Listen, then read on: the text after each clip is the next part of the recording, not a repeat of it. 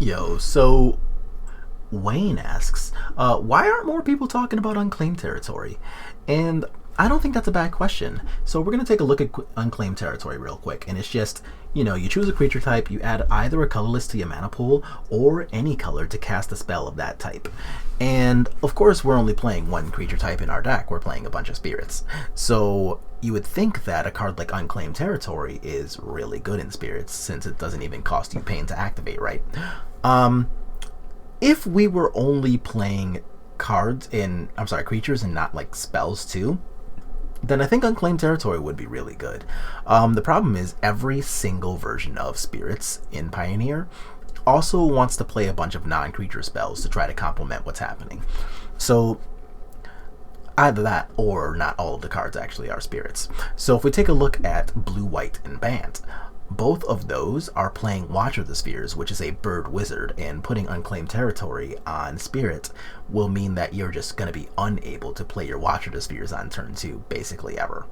A lot of the other versions of Spirits are also playing a bunch of non-creature spells to try to complement their things.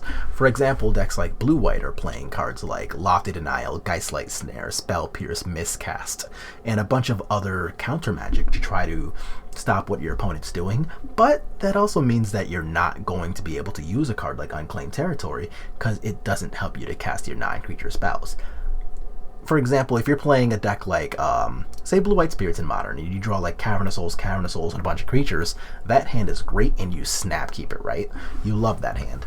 But if you're playing with 2 Unclaimed Territories in Pioneer, well, that deck's playing a bunch of counterspells like Lofty Denials, Miscast, and stuff. So if you draw like Unclaimed Territory, 3 creatures and 2 counterspells, instead of having a hand that you like, sweet, I snap keep this and I can never lose any game, right? Well, that's probably a mulligan because you just can't cast any of your counter magic and now your deck doesn't do anything. So that's going to be a lot of why the card Unclaimed Territory doesn't really see play in Pioneer, although it is a good card.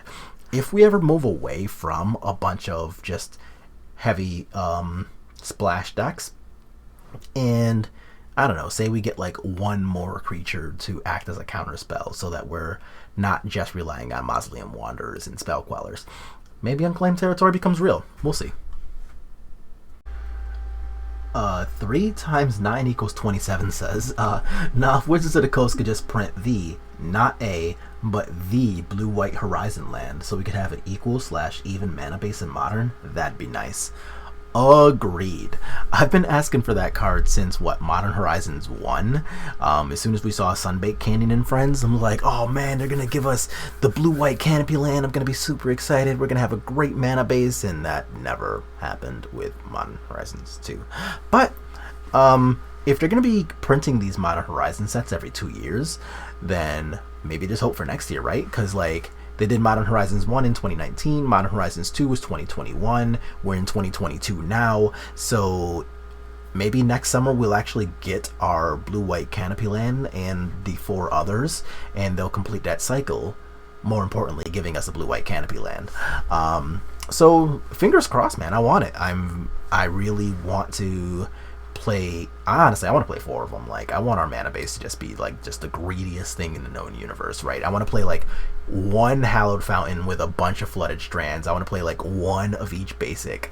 I want to play 4 Canopy lands, and I just want our deck to be hyper efficient and do whatever it wants at all times, right? I want to attack early, I want to disrupt spells in the middle, and I want to draw cards late. That's exactly what we want to be doing.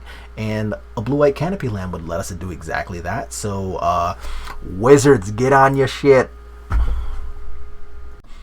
Oh, and we have a relatively sweet spoiler from, Neon Kamigawa Neon, whatever the new set's going to be called. And this is going to be a land. It's called Eiganjo, Seed of the Empire. And this is pretty exciting so far.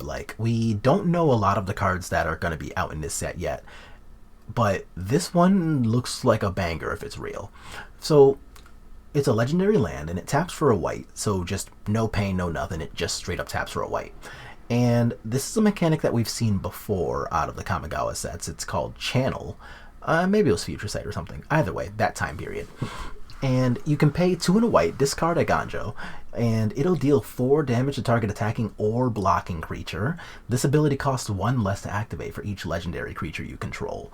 And that looks really godlike, right? Because we already want to be removing creatures sometimes, because, you know, your opponents will just play things that are a problem for us, like if they play like Rags or Dragon's Rage Channeler in Modern, or if you go over to Pioneer, they'll play things like, you know, Knight of the Ebon Legion or like Luris, things that are pretty big problems for us sometimes, right?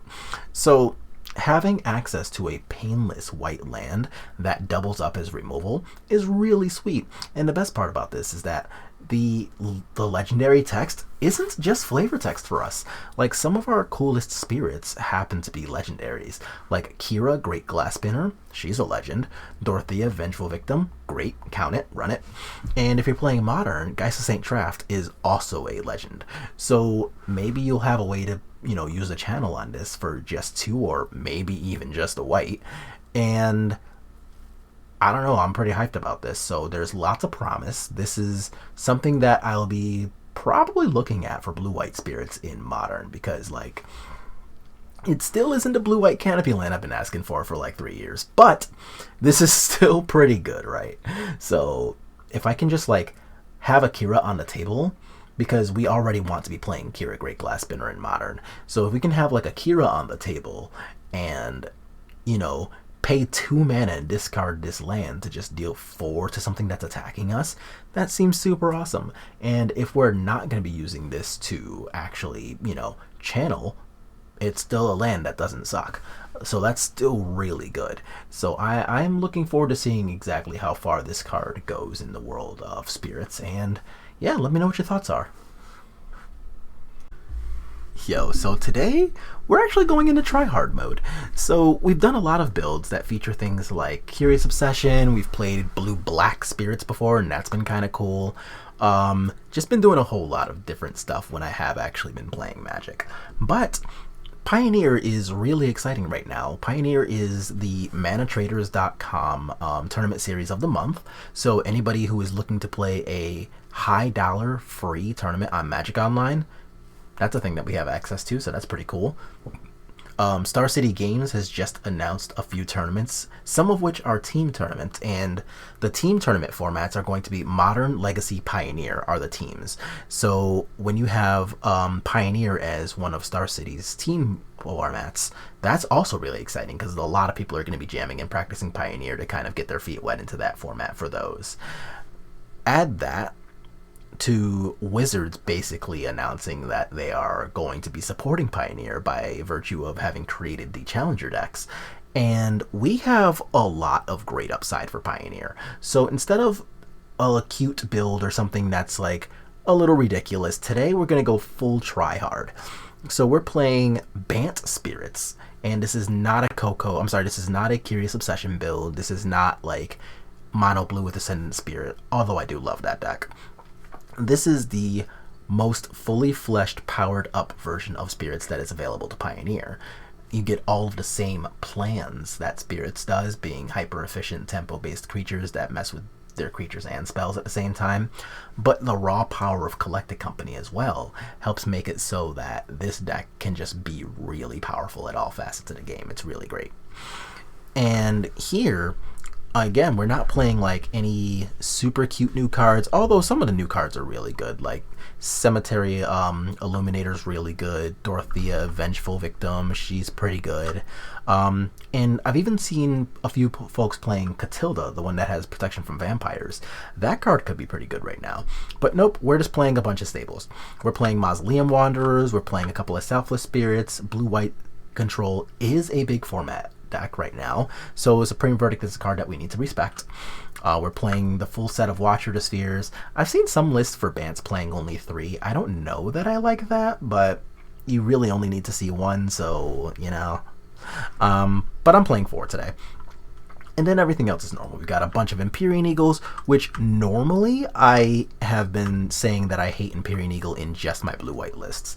But when we're playing Bant with Collected Company, the Empyrean Eagles are a huge part of the game because we just want every Lord effect we have access to.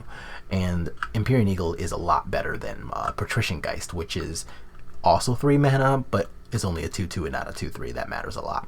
And then we've got 2 copies of Brazen Bower. And not only is this card just good with the flash plan, so like, you know, if you're holding up Spell Queller mana, they pass the turn, gotcha, I'm going to play a Brazen Bower. It's also a Coco hit. But Petty Theft is really important because it actually bounces Shark Typhoon tokens. And that's a really big deal in the world of Pioneer because both blue-white control and blue-black control are huge format decks right now. Out of the sideboard, we've got the full playset of Skyclave Apparitions. We're already playing probably a little more white mana in this deck than even in the blue-white Spirits deck, because blue-white Spirits, we're not trying to play Skyclave at all. But Skyclave can be hit off of Coco, as we know, so it's got a pretty decent tome here. We're also playing 3 copies of Portable Hole, and these are going to add up to being our anti-creature suite here. There's a lot of creature-based decks in the format right now. Like there's Arclight Phoenix, there's Mono Black Vampires, there's a couple of different black-white Luris builds, including Auras and Humans. There's green-white Collected Company decks all over the place. There's a lot of stuff that Skyclave Apparition has a job against right now, but I don't think it's good enough against the format for blue-white to be trying to play it, but for a deck that's playing Coco, definitely for certain. And Portable Hole also has a lot of jobs in the format right now. I really love this card. We've got 2 copies of Archon of Emeria, and these are especially good against the Lotus Field combo deck, which is picking up a little popularity, so we'll see how we perform against that if we run against it today. But it limits everybody to 1 spell a turn. That's really annoying for the combo deck that wants to play 45 spells in a turn. And of course it's a Coco hit, so that's always really nice. Also of note, if you play Archon of Emeria, it makes it so that your Spell Quellers and your counter spells basically win every single counter spell war. It's super dope. So like, you're already doing attacking things because you're playing Spirits, right? They try to cast a thing, they try to clear your board or whatever, you Spell Queller their thing, and they can't play another spell because of Archon's text. It's really annoying for just them. Rounding out our suite here is going to be 4 copies of Mystical Dispute. I think Dispute's really good right now. It solves a lot of problems. The format's really, really blue. And Dispute's just the most hyper-efficient way to get rid of a lot of stuff. Like, almost everything in the Phoenix deck is blue. Obviously, both control decks, blue-black and blue-white, are blue in nature. And you just don't really want to deal with a lot of what they're doing. So if you're trying to counter, like, a Dig Through Time or something, Mystical Dispute has your back. And the last thing we'll be playing here is 2 copies of Yasharn Implacable Earth, and this card is purely for the Jund Sacrifice and Black-Green Sacrifice decks. So you search your deck for Basic Forest and Basic Plains. We're not even playing a Basic Forest, like, we don't care. Yasharn's good anyway.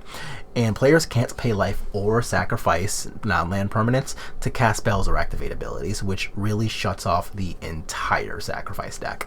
And that deck's really good, especially against us, because Mayhem Devil being able to deal 1 damage to something every single time it sacrifices something, well, half of our creatures only have 1 toughness, right? So like Selfless Spirit, Rattle Chains, Brazen Bower, all of our 1-drops, everything's 1 toughness in our deck. So Mayhem Devil is bad for everybody, but especially bad for us. So we've got 2 copies of Yasharn to kind of help out with that. But that's going to be our deck today. We're playing, like I said, just straight up efficient cards. We're trying to just get our opponents real dead and make their lives a little miserable along the way by virtue of our tempo-based cards. So that's what we're going to be doing, and I will see y'all in round 1.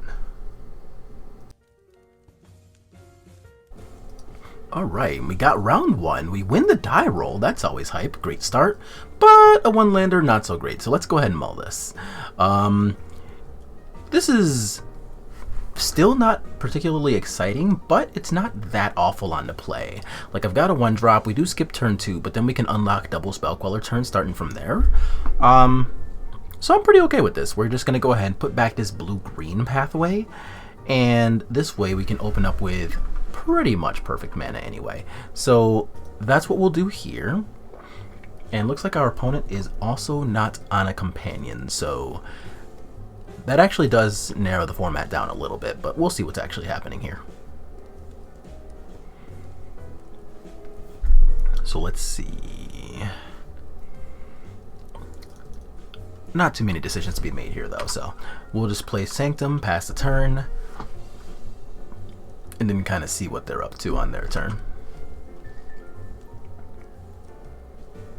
A Temple of Mystery. Okay, so chances are we're going to be playing against the Lotus Field combo deck, which is actually okay-ish for us because Double Spell Queller is really good against this deck.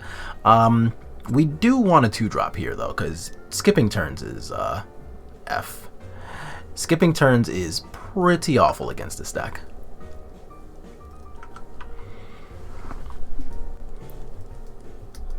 So I am glad that we have an attacker, but not having a turn 2 play against this deck is potentially backbreaking. Like, we really need to be presenting a clock against this deck that's a lot stronger than just 1 power.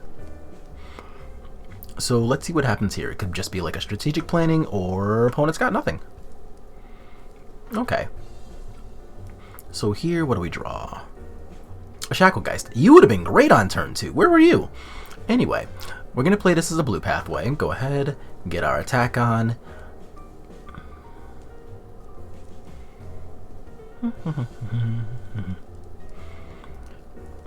Waiting for our lovely opponent to pass priority here. This is one thing I don't necessarily miss about playing Moto, is actually like having to wait on the priority passing back and forth. Like IRL, a lot of this stuff just kind of goes faster, you know? Alright, so we're going to go ahead and pass with access to Double Spell Queller, and if we get to hit our next couple of land drops too, like, we'll be pretty happy about playing this Breeding Pool into either a second Spell Queller or, I don't know, like a Coco if we draw one. And then on turn 5, if we draw a land, what we'll be able to do is have Spell Queller plus Shacklegeist up.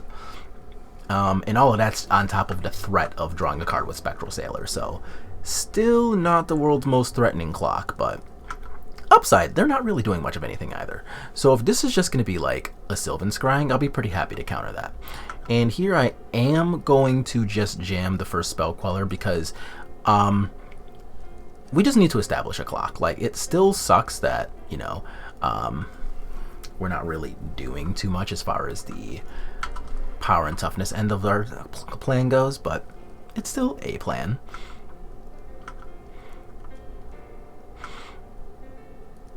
Alright, so here I'm just going to go ahead and play this, and playing it Shocked tells them that I can use Spectral Sailor's ability to draw, which potentially hides the fact that I have another Spell Queller in hand, so we'll see how that goes. And if they pass the turn here, I actually will just use the draw a card mode. Downsides. If we do this, and they have the Lotus Field this turn, then Vizier. Yeah, sure. Okay, so they're desperate drawing. That's fine, I can't really do much about that, and even if I could, I don't know that I'd want to. So let's see, we have a Sylvan Scrying. That I will be pretty happy to Queller.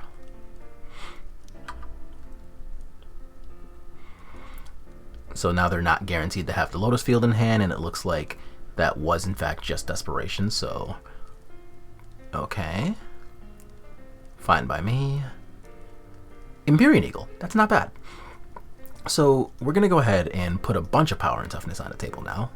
And this is going to be really threatening because now they're looking at a 2-turn clock. So we're going to attack them for 8 here. They go to 7.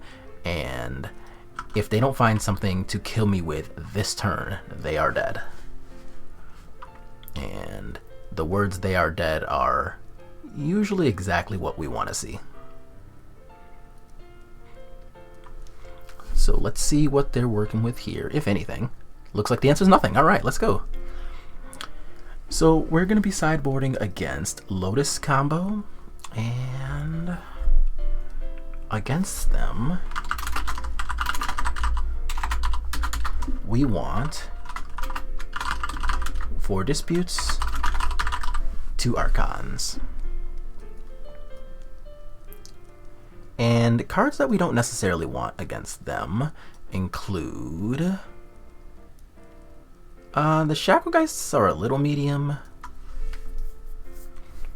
Like, they're fine if our opponent's stuck just playing like a, oh, what is that card called? A Fae of Wishes face up, you know? Like, it's okay there. But that's not necessarily like the plan A, you know? So that's what we're going to be doing here. We're going to go ahead and take out -3 Shacklegeists, -2 Brazen Bowers, and -2, or -1 Spectral Sailor. We'll still keep in the other one because, like, you know, it's not bad having a turn 1 clock of some sort, as we just saw, but, like, Sailor's easily the worst of the bunch. So yeah, so that's going to be our deck.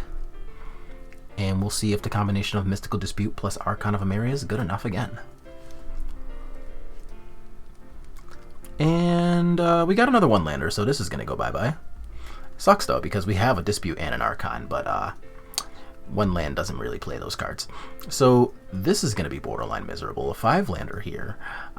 So I'm still going to keep it, and here we're going to ship, I guess, the Mana Confluence. I don't really want any of these, but... Alright. So Rattlechains plus Spell Queller is a respectable clock, because it lets us do all of our instant speed stuff actually at instant speed. So it's not just the end of the world. If this is an Arboreal Great... Oh boy. Well. This could be one of those games, y'all. So... yeah, we need to find something a lot more respectable than what we're currently doing. And that is not it. So it looks like we're probably going to end up getting bopped here. If they have the Lotus Field, then they can just go ahead and play that now, float mana with their 2 lands they have, and then use that mana to start untapping the Lotus Field if they really want to just like go off, or just be ultra ready on turn 3. So it looks like that's a Sylvan Scrying. That sucks. Not much we can do about that. Oh, another Grazer. Yeah.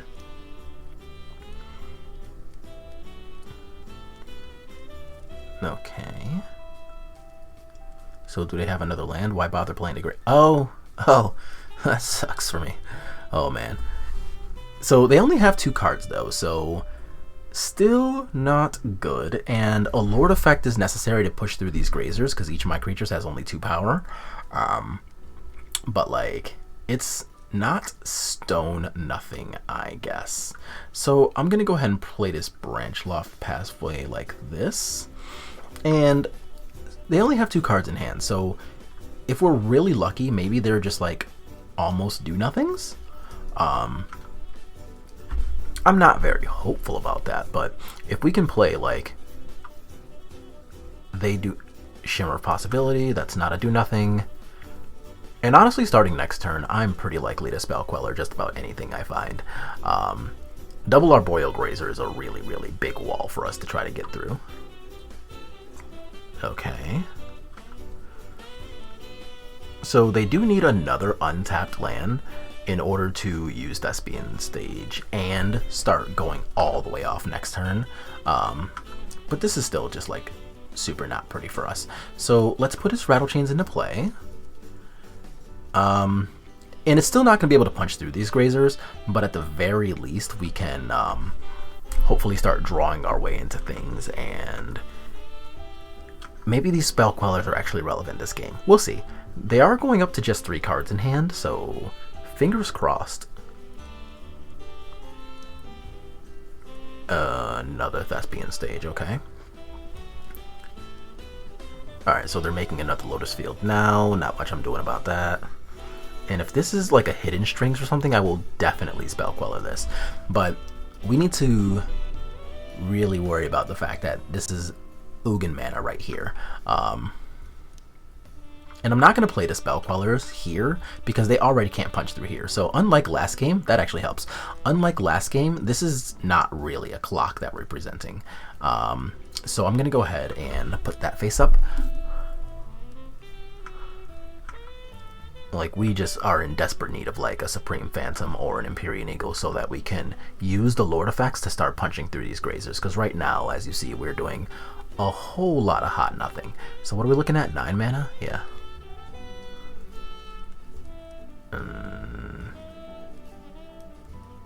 What are we doing now? Were we transforming the other Thespian Stage? Mastermind's Acquisition. That is one that I will Spell Queller. That is not something that I really want to be looking at.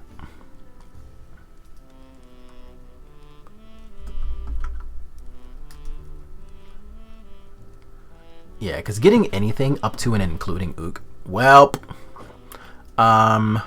So they're going to get to search. And depending on what they actually search for, this Mystical Dispute may still be useful this turn. For example, if they search for like a Fae of Wishes, then we may be okay-ish.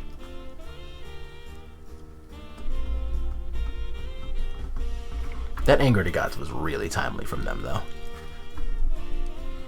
Search your library for a card. I can do nothing about that. So let's see what it is they choose to get. I mean, obviously they don't have to show us this turn, but we'll see it next turn, you know?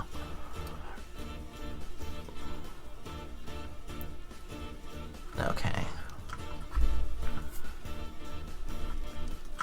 So let's untap here. We get to hold up our Queller and Mystical Dispute. Watcher of Spheres is actually helpful.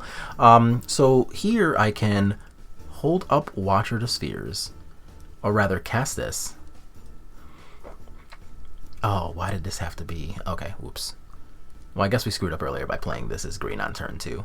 Because now I can't Watcher plus Spell Queller plus Dispute. But to be honest, I don't really see a scenario where I'm going to get away with casting Dispute unless it's like on Ugin right now.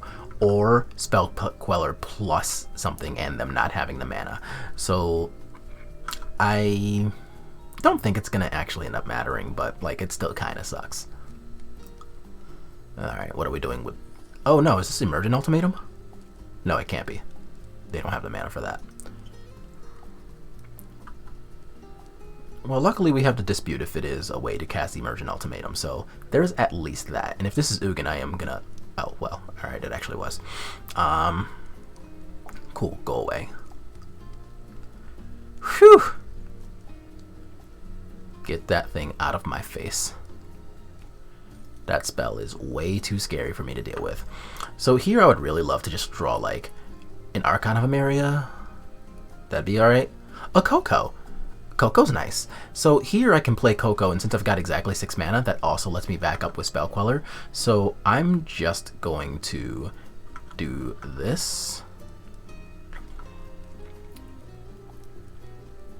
And pass. So let's see what happens here.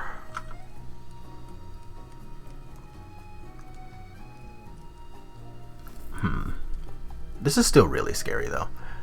Looks like Thespian Stages is copying here, I think. It is copying, okay. Not much I can do about that. So we'll let them do that.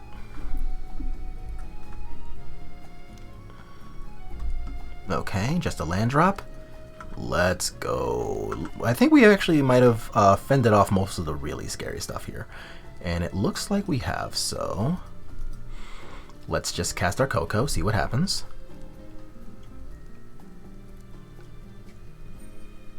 Spectral Sail and Empyrean Eagle. I'll take it. Those are the only 2 choices, but they're good enough, and it cleared 4 lands off at the top. I'm still happy with this. The cool thing about this too is since we have 6 mana now, we can use 4 mana from the Spectral Sailor to draw a card, and the other 2 can still be held up for the Spell Queller in hand. So this is still going to be pretty dope. I don't know what our opponent's thinking about here. Hopefully it's not something along the lines of, I don't know what they could have at instant speed right now, but I'm hoping they don't have it, whatever it is. Because I really just want to use this Spell Queller to... Oh, it's a Fry. I will Spell Queller a Fry. Because our clock gets increased so hardcore by keeping all of these things in play. So now they're looking at a straight up 2-turn clock. I get to draw a card for the turn and a card with Spectral Sailor. And they have to draw with 0 resources something to get out of all of this. So... that wasn't it, but that's okay. 1, 2, 3, 4. And I'm going to try to draw something now. A Supreme Phantom. I am going to play Supreme Phantom now, because what that does for us is it allows us to get the Empyrean Eagle and Spell Queller out of Anger to God's range. It doesn't actually like kill them this turn, but it still makes it so like one Anger to Gods is nowhere near enough to clear all of this. If they have another Fry on Spell Queller, they could Fry Spell Queller, Fry something else. But even then still they're only at 2, so this is gonna require a lot of work that I, outside of Supreme Phantom, don't think, or Supreme Verdict, I don't think they can do anything about this.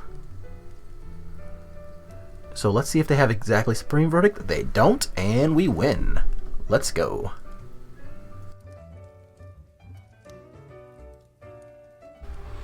Alright, so we got round 2, and we're playing against something with Lurrus in it, which tells us absolutely nothing, but our hand is not bad. We got 1 drop, 2 drop, and 2 3 drops that we actually want to play, so life is pretty exciting. Our opponent's being pleasant too, so thanks, same to you.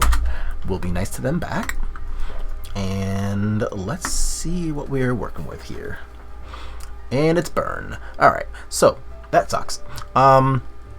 Burn is actively pretty bad for us, but what we can do here is Mausoleum Wanderer can protect a turn 2 Watcher of the Spheres, and if that will let us untap into Rattlechain Spell Queller territory and we somehow still have these creatures on the table, at least one of them, then I'm still pretty happy about that. So let's see what ends up happening here.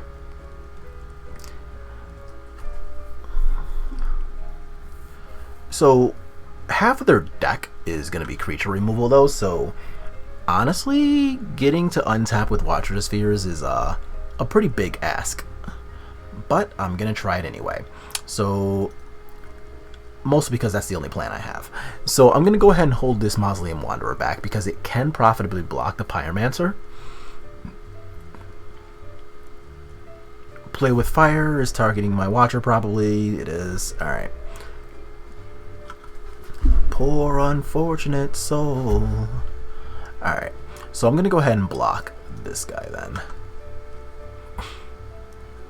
We'll play another Botanical Sanctum here, and we've got the Spell Queller, so maybe that does something, probably not, but maybe that does something. And we're still at 13, so it's not like the worst, right?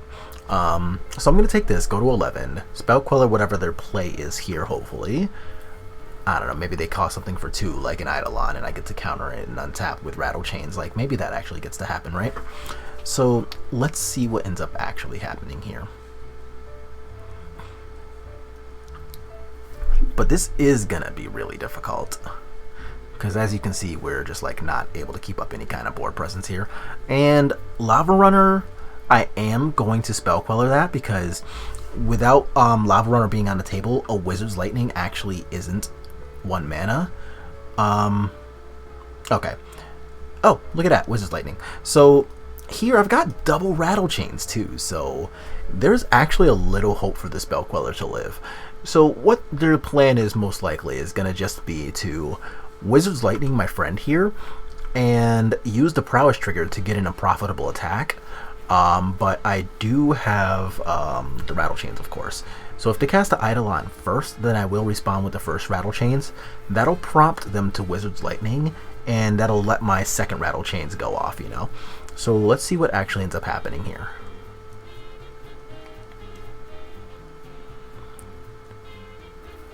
How far are we going? I think they see the same line. I almost want them to cast the Eidolon first, so that I can get like a little bit under them. They only have 1 card left in actual hand, so I don't know, fingers crossed.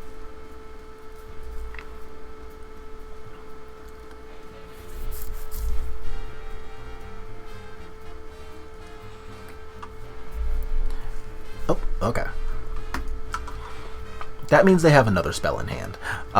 So I can't really block here, which means that what I think I have to do is take 5, go to 6. If it's a Boros Charm, I die. Well, I can't just die to a Boros Charm, so.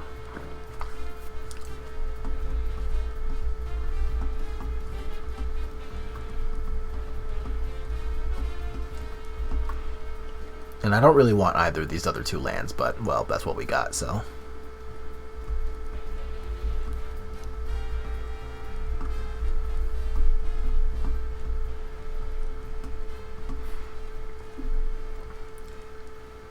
Oh, please just pay 3 for Wizard's Lightning. Oh, yes, that's exactly what's happening. Alright, so I'm going to let these prowess triggers resolve, and this is going to get to happen now. I get to protect the Spell Queller, and I get to do this. So now we actually do get to profitably block. So that's pretty nice. I am going to still take this 2, though. I think going to 9 is acceptable. So they're going to get to kill my Rattle Chains, but, like, that's a mostly acceptable trade here. Ooh, that's nice. All right. That's really nice.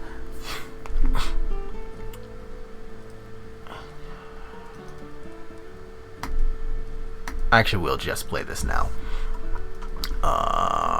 18, 13. They only have 1 card left. Yeah, sweet. Looks like we can actually get to attacking now. So now they're going to go to 12, and another Lord is 11 damage, not 12. Okay.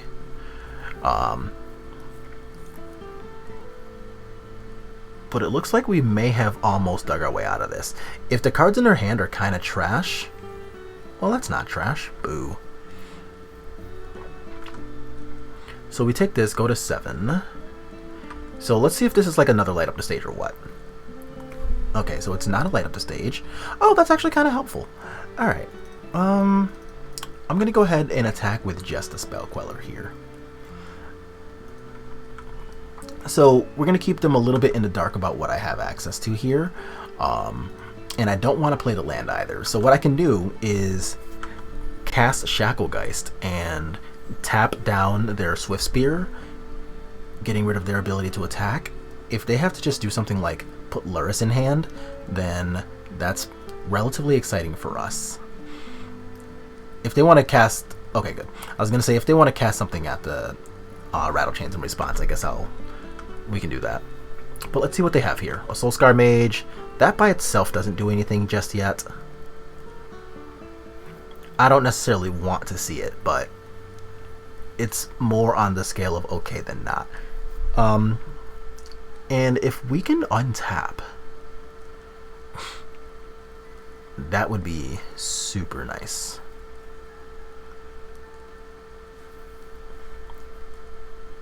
It was a Boros Charm, okay. So we're going to go to 3. Oh, Mausoleum Wanderer is really nice too. Okay. So things I can do. I can attack for here. They go to 6. Yeah.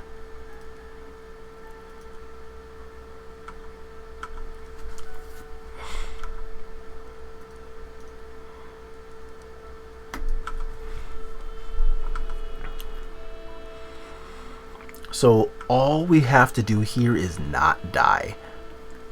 That is a big ask, but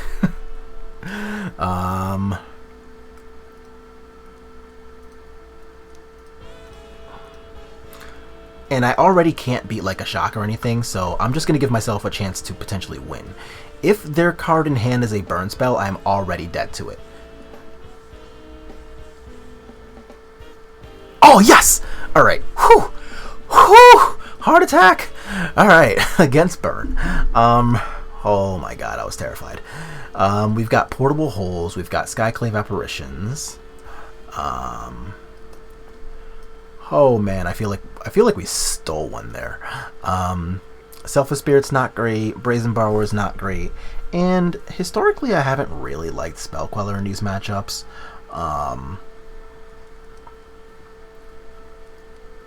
But I still think it's a little better than Shacklegeist, because at least like Shacklegeist can't block anything in this deck on its own, and it did stall them out for a turn there, but I still don't think it's actually like good, you know. So we're gonna put in 3 Portable Hole,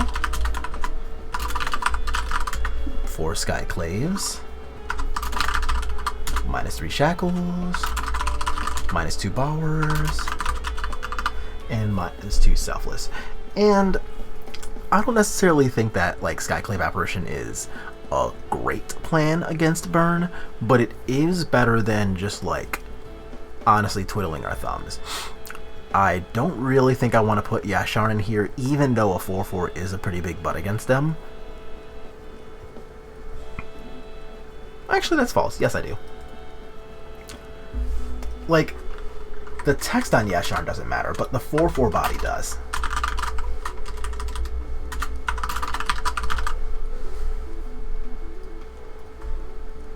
Alright. So we've talked ourselves into going a little bit bigger, which actually makes a lot of sense if they're going to be just trying to like remove all of our creatures one by one, and we get to just like play a 4/4 versus their 1/2s. That actually is a pretty respectable plan. And this isn't even bad either. Like, we get to deal with their turn 1 play with Portable Hole. We get to play Watcher of the Spheres on turn 2, bait out a removal spell, and then on turn 3 we can go Skyclave in to draw any green land and play Yasharn. That actually is a pretty respectable plan as far as plans go. So let's see if that's what actually ends up like panning out here. Okay, and I'm not upset about them not having a turn 1 creature. Even if their turn 2 is just like a Viashino Pyromancer, that doesn't really change our equation at all here. Swift Spear, that's annoying because that's probably a light up the stage turn here. Oh, there. So we take this, and it's not a light up the stage. Okay. We drew the green source for the Yasharn too. So here, what I think I want to do is just like this, and I don't think I want to let them use their mana, so I'm still just gonna play the Portable Hole.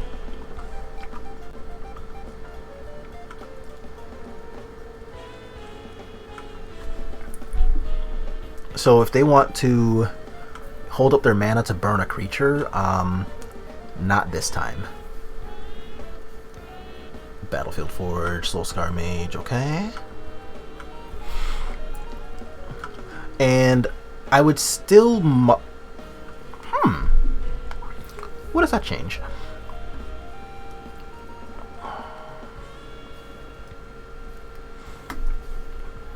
So things I can do. I can play Watcher of the Spheres, and this could potentially be baiting them into playing a copy of Searing Blood on the Watcher of the Spheres. Then I can flash in Rattle Chains, making Watcher a 3/3 and ignoring the Searing Blood altogether. Or I can Skyclave the Soulscar Mage, have this guaranteed off the table, but this other 2 mana is most likely something that can kill Skyclave very easily. So I think I actually am going to go for the opponent has nothing but Searing Blood play. Because like they're very clearly just holding up a bunch of creature removal. And if it's Searing Blood, I'll be very hyped to blow them out. Boros Charm my face. Okay.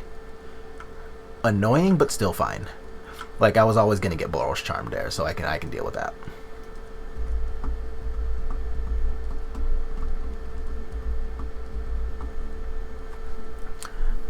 So they're paying cost for something. Let's figure out what the something is.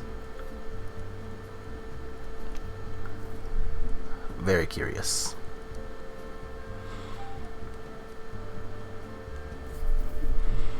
And the cool part about the Yasharn too is if I end up just casting it as a 4/4, right, and they're spending a card or maybe even 2 to deal with it, it'll actually get me the basic planes that I want to make my Skyclave Apparition plus Rattle Chains play on turn 5. Is this just a Chain to the Rocks? It is, okay. I'm still gonna do... Wait for them to target. Actually, no, I want to give them the choice of targets. Because I actually kind of want them to get rid of Rattle Chains. Right? Probably. Whatever, confuse them a little bit.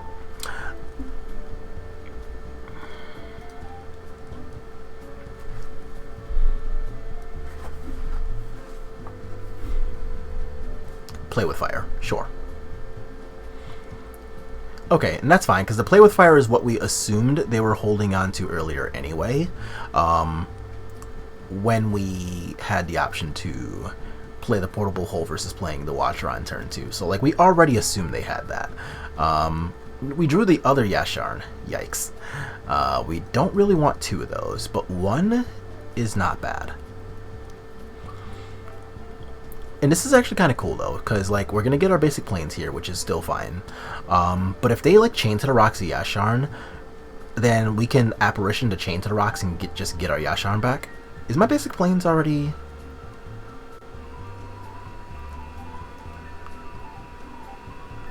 Oh no. Oh, it's 1 by 1. Okay, I thought it was just search for both at the same time. I'm like, Magic, what are you doing? Can you tell I've actually never played that on Magic Online yet? I've played it a few times, obviously, like on like Arena and stuff when I was playing Arena, but I haven't actually done it on Magic Online. So here, I don't mind if they just like use a spell here, because we're taking up basically their entire turn. So that's going to be a 1/1, and this is going to beat my Yasharn, but now what are they doing, right? And I don't even mind this. So here I want to... I could Mausoleum Wanderer the Chain to the Rocks. Chain to the Rocks freeze my Watcher. Or I could just go Yasharn Mausoleum Wanderer and tell him to hold this L.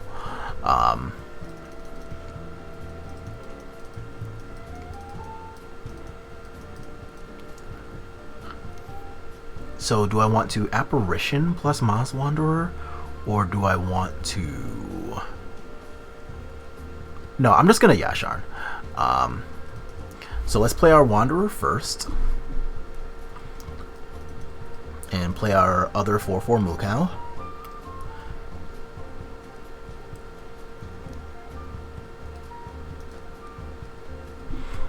And I think I don't really have a problem with this. So, but we still want to draw like a little more offense. Like a Collected Company would be super great here. I would also accept things like just Empyrean Eagles or like another portable hole or something else here. So I'm going to do basically the same thing here. We're just going to go ahead, do this, and they can Wizard's Lightning, that's fine. Ah, that is helpful. Alright, well.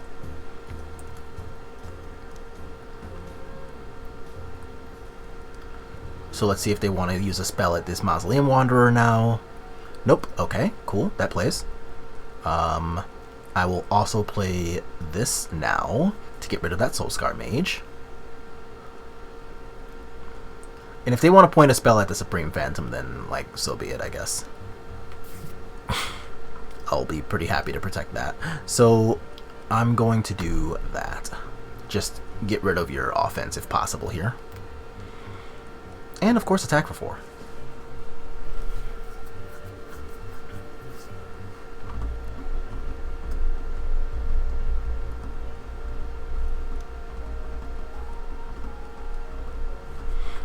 Alright, opponent, what are we doing here?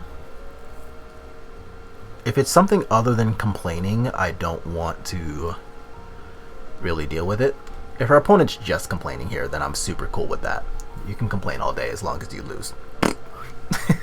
Alright, what are we doing? Wizard's Lightning targeting the Supreme Phantom. I actually think I let that rock. I don't think I'm going to counter that. Yeah, I'm good with that, actually. You can do that. So get that Soulscar out of here. I still get to keep my nice thing in play for a little bit. And in the event that their hand is just like another Wizard's Lightning or like a Skewer to Critics, they can no longer point it at Skyclave Apparition. And depending on how this turn here goes, I can untap and Skyclave Apparition to watch the Chain to the Rocks that has my Watcher locked. But so far, so good. Are we just buying Lurrus? We're buying Lurrus. Oh my god, yes. Oh my god, we're just buying Lurrus. Yes. And I'm actually not going to cast this Skyclave Apparition, and I'm not going to show them the land either. I kind of want them to sweat over what could be in my hand. So here they need a land to play the Lurrus, but even with that, if they have the white land in hand here, there's nothing in the graveyard for Luris to buy because we've been exiling everything. So let's see if that's something that's actually good. Alright, so they're going to get the Skyclave Apparition back here. And so that's going to get them a 1/1 token, which I'm actually okay with.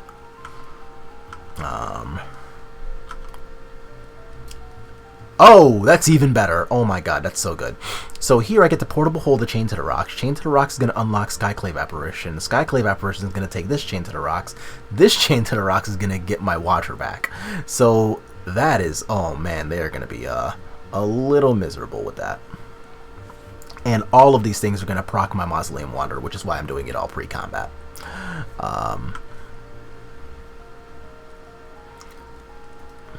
So now I've got like my full offensive team again, and I've got a 2/2 attacking in the air here, and yes, they can kill my Skyclave Apparition, but like, okay.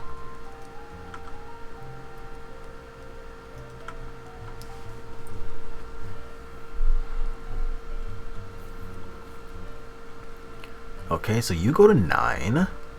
And I'm still not going to play this Mana Confluence. I, again, want them to sweat over 2 cards in my hand. Soulscarred Mage, okay. Okay, no Wizard's Lightning, cool. Do the untap. It's a Rattle Chains. That's really nice. So I'm going to do this, and I'm going to get rid of the Soulscarred Mage with it.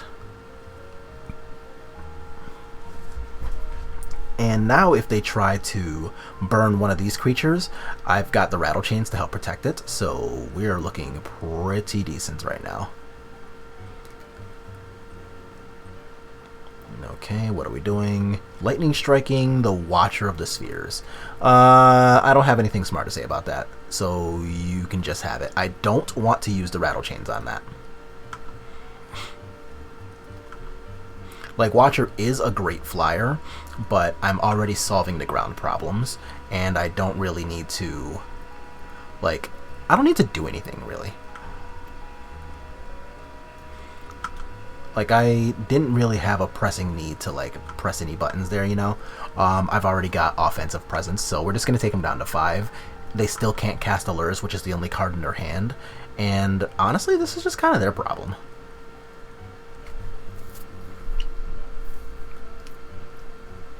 So, unless they draw something, I don't even know what they can draw if I'm being serious. Like, they can't draw a Chain to the Rocks because I've got Rattle Chains. Most spells don't get them out of this because I've got Mausoleum Wanderer. And, okay, well, that's something that's not going to be ultra helpful right now.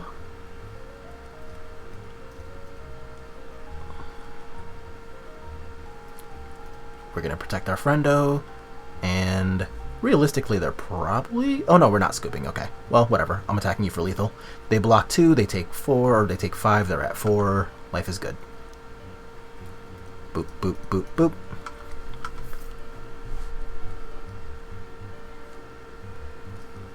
Yeah, 2-0, let's go. As always, if you like what you're watching, make sure to like this video, subscribe to the channel, and hit the notification bell so that you can know when a brand new video comes out. And make sure to read the video description. That's where all the relevant information is going to be. You'll find things like deck lists, contact information, group info, and all kinds of other good stuff. So make sure you check it out. Speaking of good group stuff, we finally set up a Discord server. So now that we actually have a Discord server, and the link will be right in the video description, we can go ahead and talk about spirits and other decks anytime you want. So if you're looking for the latest tech, hints on your deck, or even things on non-spirits decks, make sure to check it out. Thanks for listening, and let's get right back into the content. Alright, round 3, we're on the play, and let's see what we're gonna be fighting. Looks like we're fighting another no companion list, which and alright, cool. 1-drop, 2-drop, 3-drop Coco, let's go. Nope, Gigantha. So we are definitely playing against a companion deck of some sort. Gigantha usually means Jeskai Ascendancy combo, so hopefully we get to turn like this Mausoleum Wanderer into profit, or we draw like a Spell Queller or something else interactive pretty soon, because like we don't want to just deal with this kind of raw, right? Llanowar Elves. Okay, that's not what this is anymore. Double Cocoa can be really sick though, so yeah, let's see what happens. Oh, you know what? Does Winota play Gigantha? Is that a thing? I don't know whether that's a thing.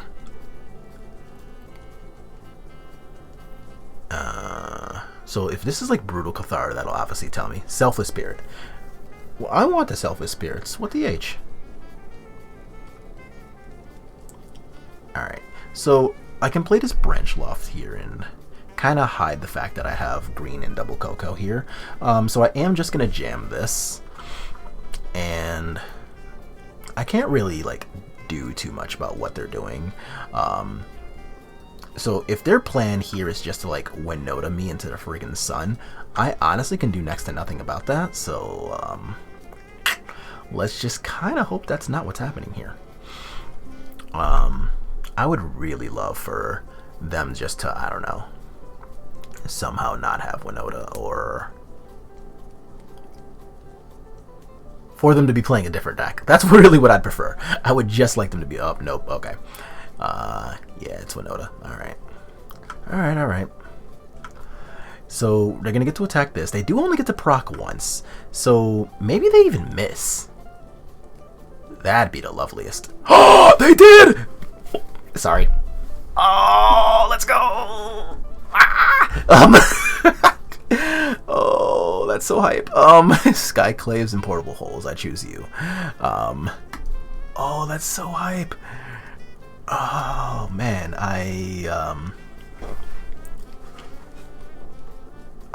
big W's. Big W's.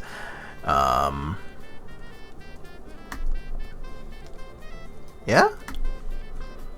We're taking out our very medium interaction for much more meaningful interaction, which is why I don't necessarily mind siding these out. Selfless Spirit has almost no text, and the rest of these are all cards I want, right? Like, I do definitely want Instant Speed Skyclave, so Rattlechain stays. They do play Brutal Cathar, which is just like absolutely godlike in this deck. So I think I like this setup. So let's go ahead and versus Winota, we want +3 Portable Holes, +4 Skyclave, -3 Shacklegeist, -2 Borrowers, -2 Selfless. Okay. So we're gonna take the bad stuff out. Good stuff in. And I don't know, shake it all about, I guess. See where this goes. And our hand, again, 1 drop, 2 drop, 3 drop, and the 3 drop happens to deal with a Winota if they don't have a mana elf. Yeah, alright. It's not perfect, but it is the best I can ask for, so let's run it. Well, realistically, they were always going to have a mana elf. They play like 100 million of them, so not much I can do about that. If they attack with the mana elf for some reason, I will flash in Spectral Sailor and block.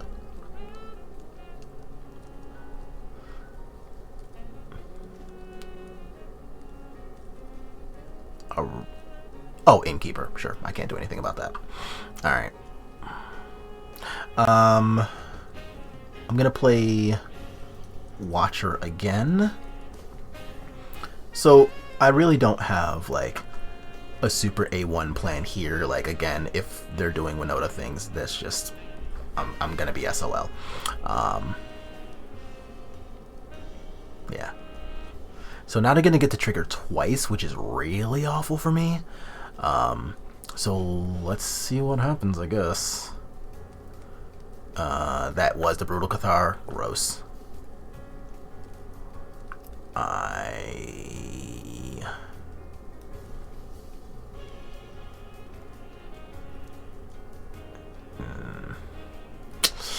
Yeah, looks like we're gonna be going to a game 3. Going to a game 3. Oh, Skyclave! Skyclave! Oh, okay. So I can Skyclave the Winota, and that accounts for 2 of their Winotas.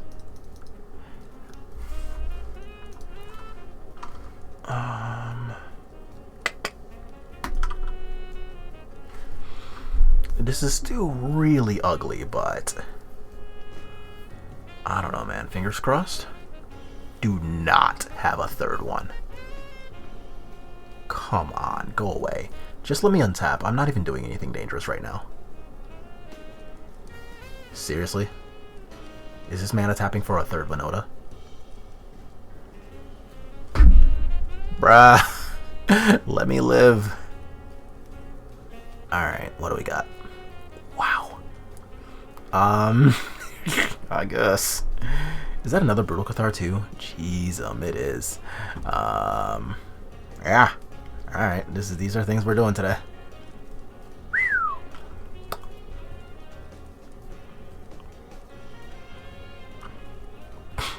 Magic the Gathering, you are the world's most hilarious card game.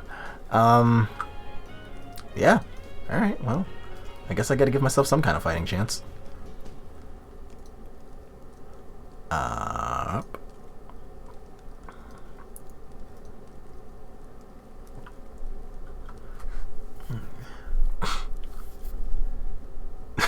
Yo, I'm so mad they actually had 3 Winotas. So this 4/4 is going to be really annoying, but most of the other stuff...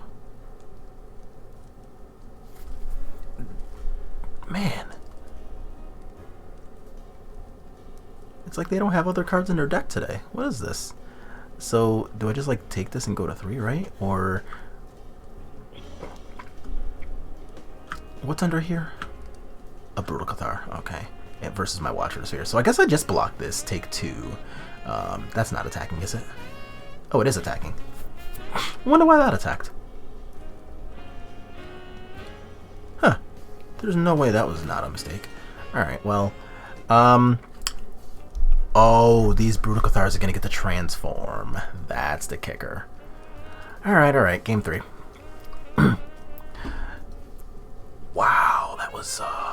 pretty wild, not gonna lie. So on the play, do I want to change anything about this? I think the answer is still no. Like, the Spectral Sailors are not great, but I do need to still develop some kind of clock early. So I think I'd just resubmit like this and hope to have another really quick draw like game 1. But yeah, that was nuts. I mean, to be fair, they did miss on their 1 Winota trigger in game 1, so like, you know, an eye for an eye unluckiness, I guess, but that was a lot, like 3 Brutal Cathars and 3 Winotas. Oof. Alright, let's try again.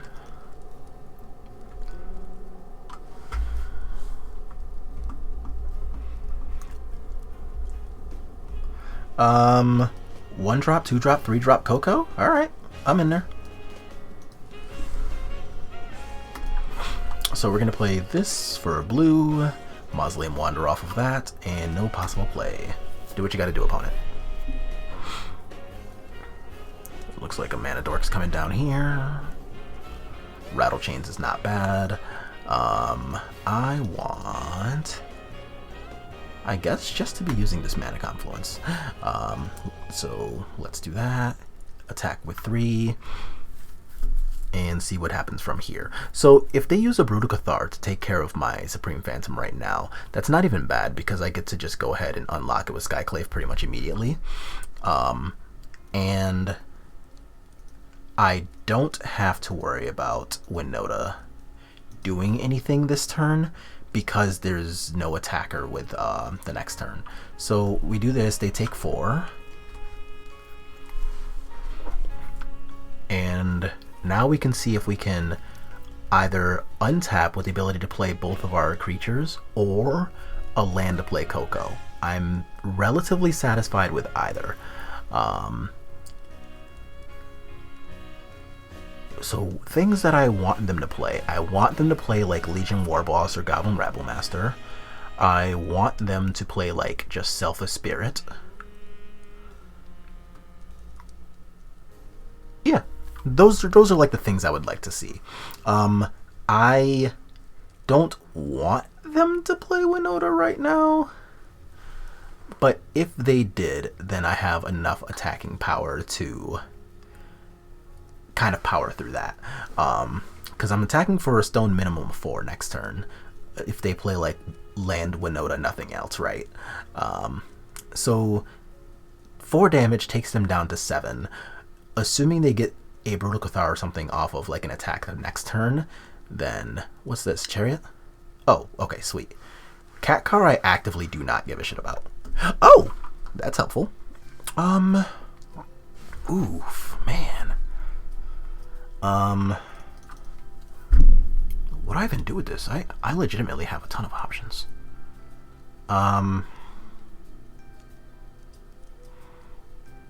We took out the Shackle quests.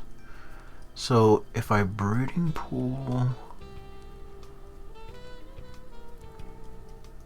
I think I do this. I'm just going to attack for 3, take them down to 8, and Coco can, because from 14 here without Winota resolving, I'm in no danger of dying. So if they use their mana casting Winota, I can company to Queller it or to just be bigger than what they have going on. I will feel stupid if... No, that's my plan. That's my plan.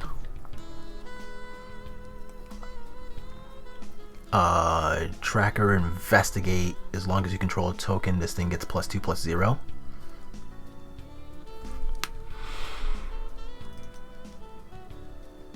I think I'm going to try to Queller this because they're not casting another spell this turn. So either way, if I hit a Skyclave Apparition, I'm going to want to hit the Cat Car anyway, and that doesn't change anything. But here we go. But seeing as they're also unlikely to cast another spell, this is exactly what I want to be doing. I want to... any order for those is fine. So I want to Skyclave that, Queller this, and then have my friend triggered a bunch of times too.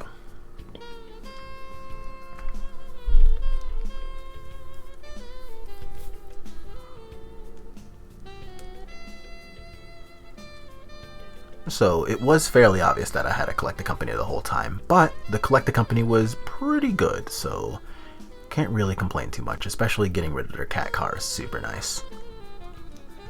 And if they attack with both cats, I'm actually just not going to block. I don't know what they could have, but I just have no reason to walk into anything, so I'll just go to 9 if they decide to attack. Rending Valley. That's going to get this thing back. Yeah, whatever. You can have that. So it's going to... Yeah, I was going to say, so they have the token, so I can't really do much about them having the token. But what I can do is Moz Wanderer to pump this... Portable Hole, one of the cats, or do I just do the elf? I can get rid of this. I don't think I care about that. I'm gonna get rid of one of these cats, I think. Yeah. Meow.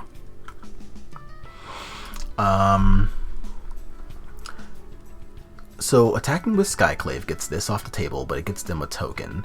And a permanent 4/4 is better for them than a 4/3. So I'm just going to attack with the Flyers, take them down to 4.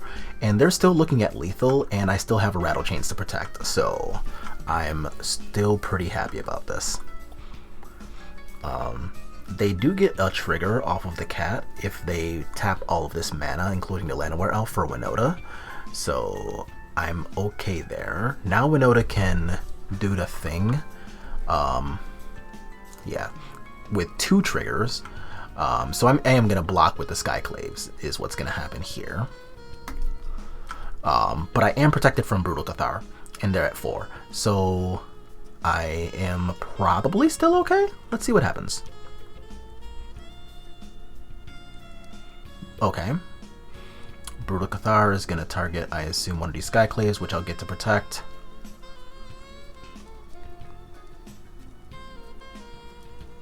Let's find out who this thing's targeting.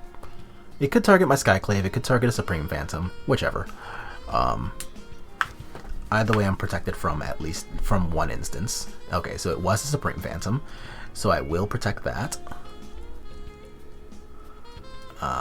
Chains, protecting Phantom.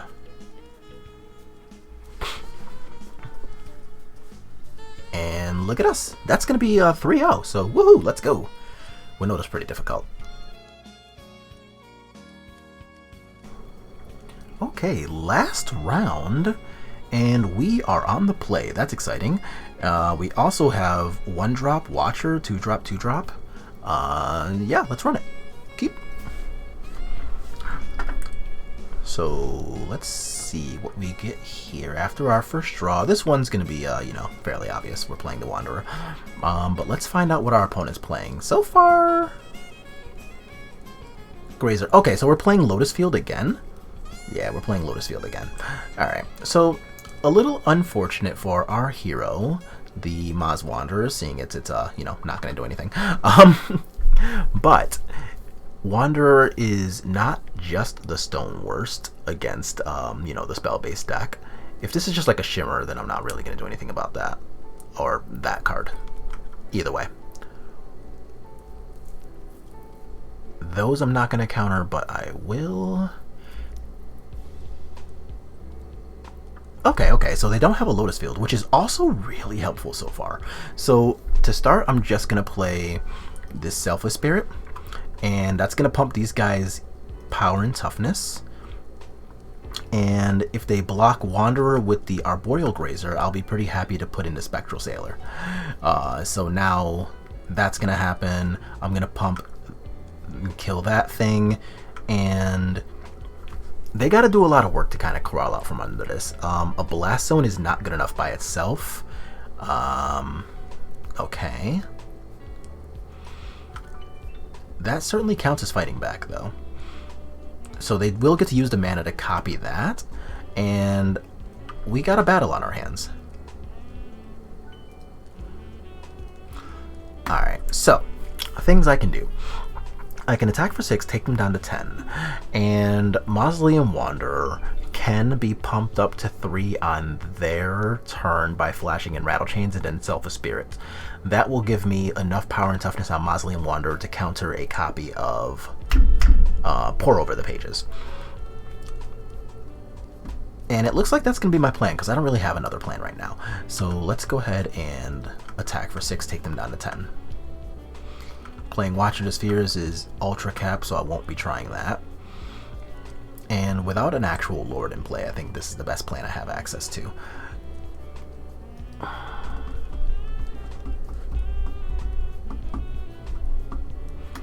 Okay, so that's going to get them 1 mana.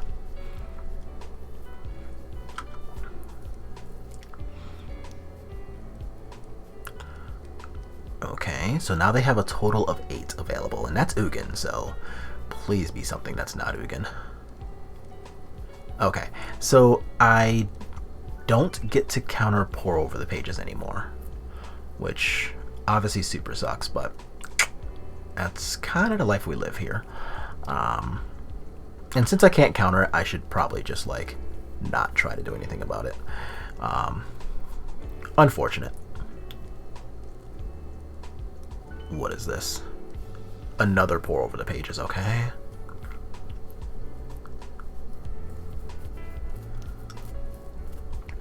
Yeah, and I think this is going to be a case of we needed to have 1 turn more than we did, and we just didn't. Poops. That's unfortunate. But we did beat this deck earlier, so maybe we can again. So we'll just kind of sit here and chill, because they get to play a lot of Magic right now. 3-6.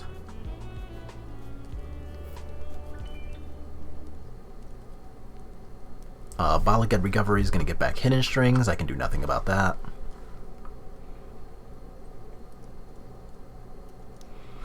So Hidden Strings is going to get to untap and make approximately 1,000,000 mana. By 1,000,000 I mean 11, but that's basically 1,000,000. Alright, so Peer into the Abyss. Oof. Alright, so I am going to flash in my 2 creatures here and make them pay extra for the Peer. I very highly doubt that this is actually going to truly lock them out of doing anything else, but realistically it's now or never. So I'm going to pump this up to 3, and with any luck, this makes it so that they have to tap 3 additional mana with this Lotus Field to resolve their Peer into the Abyss, and they don't have another instant speed way to untap their thing. No, it looks like they just let the Peer be countered. Okay.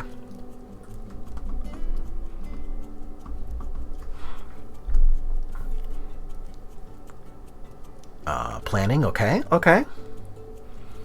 So maybe we might actually be doing it, because like I currently have 9 on the table. Fae of Wishes. Okay, they're just playing a blocker. Got it. So I can draw a Shacklegeist. That will not do it. Poops. Alright, well, this is what we got. So I'm going to play this and pump the Watcher. And they can block 3 and take, what, 2, 4, 6, 8. And go to 2. Gross. Alright, well, I'm attacking. If they block the Watcher, I will flash in Mausoleum Wanderer and kill it, though. So that will at least take away their ability to, you know, bounce the Fae of Wishes, cast Granted, and then go off from there. Still pretty scary stuff overall. Alright. So if they finalize that block, I will at least do this and kill it, but they're not dead, which is what we really wanted to happen there. So they get another go at it. So let's see what happens here. We know where 2 copies of Peer into the Abyss are. I don't... Yeah! Whew! I don't know how many this deck plays, but... Alright. So we're going to do effectively the same thing as before here. We're going to put in Mystical Disputes and Archons. And cards we... No, we want those. Cards we don't want are Brazen Bowers. What else did we not want against them? Shacklegeist. And... 1 Watcher, was it? I don't remember what I took out. I think it was 1 Rattle Chains. That sounds right. Yeah. Okay. So... let's... Lotus Field... -2 Bower, -3 Shackle, -1 Rattle Chains, +4 Disputes, and +2 Archon. Yeah, this deck is picking up a lot of traction, and if a lot of people are going to be playing this deck, what I will actually do in the video description as well is actually link y'all right over to my homeboy Bryant Cook. He's like a super pioneer of that deck, and he's definitely like a deck expert. Like, he's very, very good at decks like Lotus Field, and puts out a lot of content for it. So I will link y'all over to him as well and show y'all that. Yeah, goodbye. Mo. Much better. This is like at least 40 to 50 times better. So that might be a rough estimate. So I'm going to keep this, ship this, and quite honestly be very excited. As far as hands go, it's not stone perfect, but it's about as close as I can ask for off of a mulligan. And if I end up drawing a Coco, that Bark Channel Pathway will look even better. If that's Sylvan Scrying, I actually will counter that. I don't know whether... I mean, if they already have another Lotus Field in hand, then whatever, you got me. But here, I'm going to just be able to cast Watcher. And if they don't have a Lotus Field right here. Okay, so they definitely do. That's fine. And actually this is still okay because I drew the Archon. So now I'm going to get to... I mean, okay, we take these.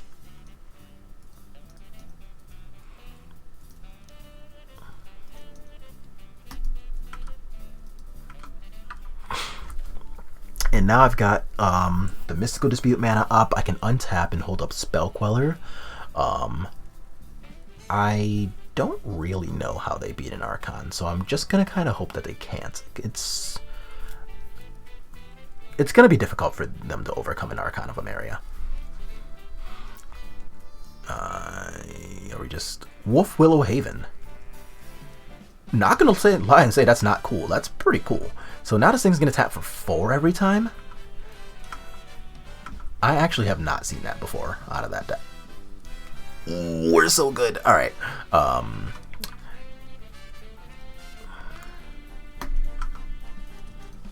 So here we're just going to go ahead and get our attack on. And if they play something threatening, I can Queller. If they play something non-threatening, I can Coco.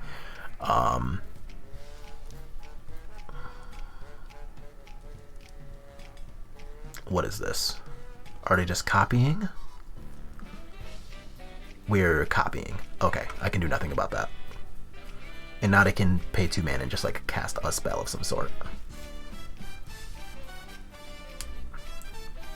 So what I really want to do, optimally, is what? I definitely want to counter that. Right? Do I care about that? I feel like that's a test spell. That's a test spell. So whatever land they get is going to come into play tapped anyway, and I just want to get them dead. So I'm actually going to Coco, and if I can Queller this, great. But if I can't Queller it, then I don't know that I actually care. I'm definitely getting Empyrean Eagle. Like, that one's happening. And how much power is that? 1, 2, 3, 4, 5, 6, 7, 8. And this would be 9, 10 is what I would be attacking with Wanderer. So I think I want to just do that. Any order here. Triggers, stacks, etc. Now, $64,000 question. Do I want to let Sylvan Scrying resolve? So that's going to go back to a 3. That's a 3. So that's 6, 7, 8, 9, 10. Can I put 3 power on the table? And I believe the answer is no. So I should... Wait.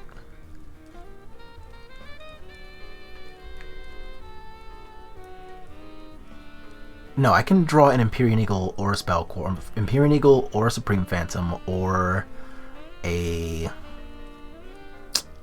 Collected Company for a Lord. Or any 2 flyers. Yeah, so I actually will just let that slide. So I can cast Mystical Dispute just as a hard counter if they are trying to cast like an Ugin next turn, because any land tapped is exactly 8 mana, but I have a counter spell lined up for Ugin. So instead of countering the Sylvan Scrying and carrying, I'm actually going to give myself a chance to kill them.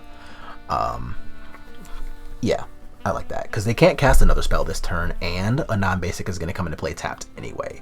So they don't have another play available this turn. But I can draw into a Lord and kill them when I untap. Or I can hold up some combination of Spell Queller or Mystical Dispute to solve every problem up to and including Ugin. Alright. Okay, so it wasn't a Lord, but I'm still going to get to, what, 3, 6, 7, 8, 9, 10. Yeah, still 10. And Spell Queller is only 12, not 13, so I'm just going to attack with all.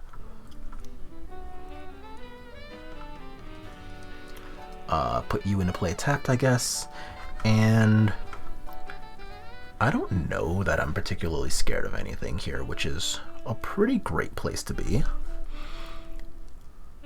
Okay, so I can Spell Queller that, and they don't get to cast another spell this turn.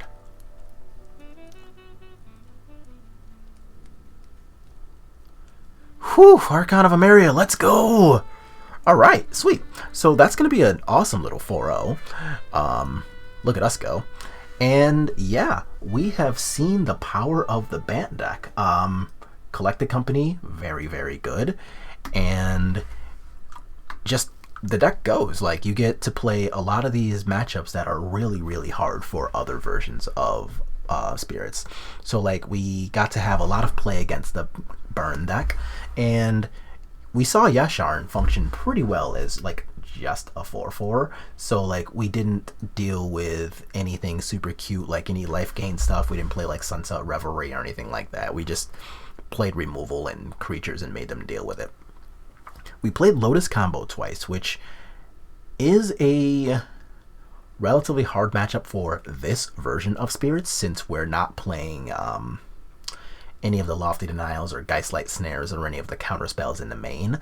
But we get to have a lot of pressure, and Watcher of Spheres is like absolutely godlike, and we got to play like Mystical Disputes and Archons out of the board, which are super sick. And Collected Company turns like a medium board into a lot of power and toughness very quickly. And we even got to beat up on the Winota deck a little bit, which is also difficult because we saw that they have like a really powerful plan pretty early. They get to play Mana Dorks into early copies of Winota and just like attack for 100 million. And the deck has a lot of redundancy. But looks like, I guess, the power of Spirits was in fact able to overcome all. And yeah, I'm glad that, you know, my first little foray back into playing Magic in a couple of weeks, actually, we had such a successful run, right? So that was awesome. And I'm going to go ahead and post all of the deck list and everything right into the video description so y'all can see it. And as always, that's going to be our video for today. So like the video, you know, sub to the channel, and I'll see y'all on the next one.